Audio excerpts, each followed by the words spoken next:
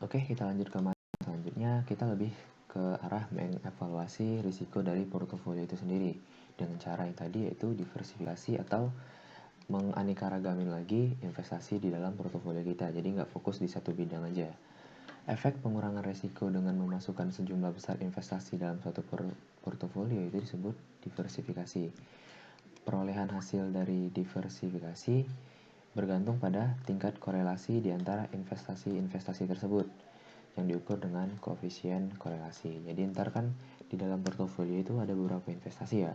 Kalau investasinya satu dengan investasi lainnya itu semakin terkait, ya berarti itu resikonya bakal tambah tinggi. Ya kenapa? Ketika ada faktor yang mempengaruhi A, berarti investasi B juga kena karena mereka saling terkait. Yang bagusnya adalah mereka korelasinya sedikit atau bahkan nggak ada korelasinya sama sekali gitu. Kita lanjut slide selanjutnya.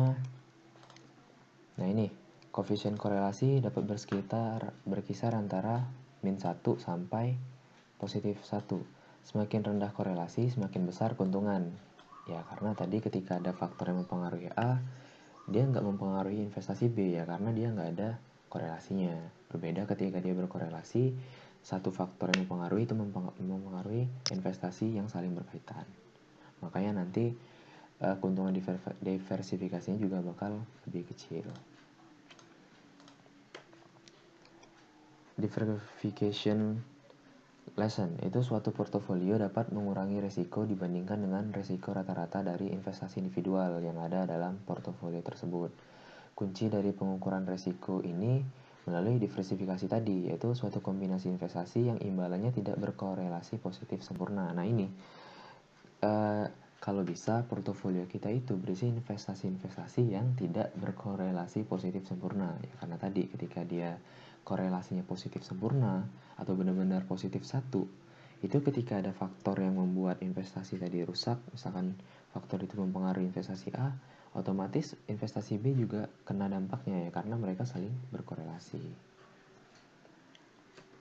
Nah ini untuk rumus standar deviasi ya atau tingkat penyimpangan dari portofolio.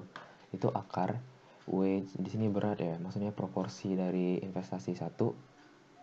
Di sini adalah standar deviasi investasi satu, jangan lupa di kuadratin terus sama akhirnya ditambah 2 W1 dikali W2. Nah, di sini ada variabel baru yaitu rho. Rho itu apa? Nah, jadi teman-teman lihat rho itu adalah korelasi antara aset I dan J atau aset 1 dan J. Berarti yang tadi kita pelajarin gimana sih korelasi antara investasi yang satu dengan investasi yang lainnya gitu. Oke, kita lihat di sini. Nah, diversifikasi dan koefisien korelasi Apple dan Coca-Cola. Nah, ini kurang lebih grafiknya ya. Ketika tingkat korelasinya itu min 1, itu standar deviasinya 0%. Yang artinya semakin kecil resiko dari portofolio tadi. Tapi semakin ke kanan, artinya korelasinya semakin mendekati posisi 1, itu kita lihat, bisa teman-teman lihat ya, itu standar deviasinya semakin tinggi. Bahkan di sini kalau kita tarik garis putus-putus itu standar deviasinya sebesar 20%. Artinya ada kemungkinan resikonya semakin tinggi. Nah, ini bisa teman-teman lihat standar deviasinya ya. Nah, kita ketahui dari gambar 8 strip 1 tadi bahwa semakin rendah korelasi, semakin besar keuntungan dari diversifikasi. Nah, ini misalkan dia korelasinya plus 1 nih. Diversifikasi benefitnya tuh nggak ada. Ya sama aja, ketika ada resiko, semuanya kena. Itu jatuhnya sama aja kayak kita investasi individual, nggak melalui portofolio. Kalau 0 itu substansial ya, tergantung kondisi perekonomiannya gimana.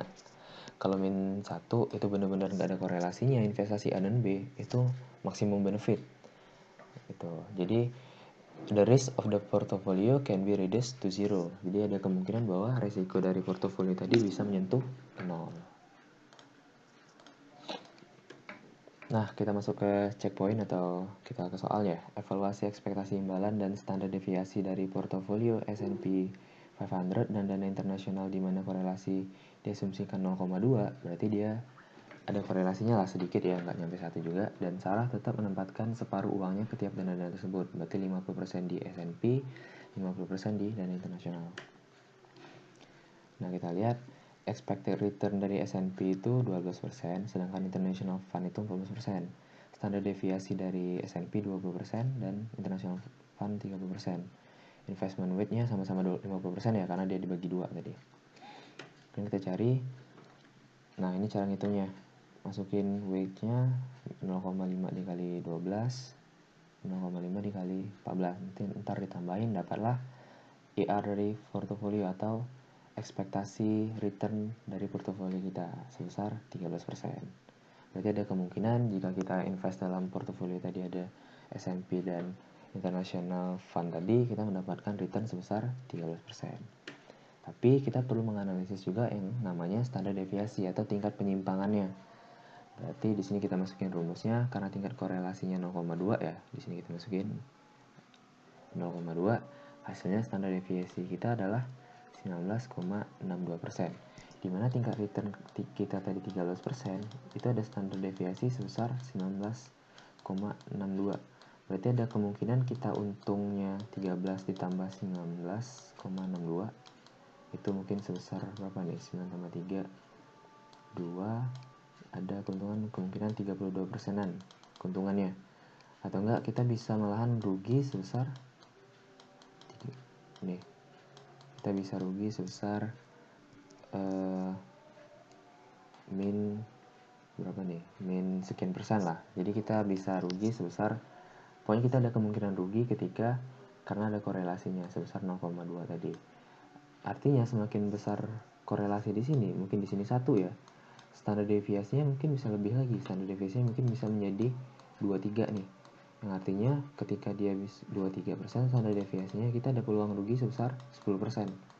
Semakin besar standar deviasi, semakin besar kemungkinan kita mengalami kerugian gitu.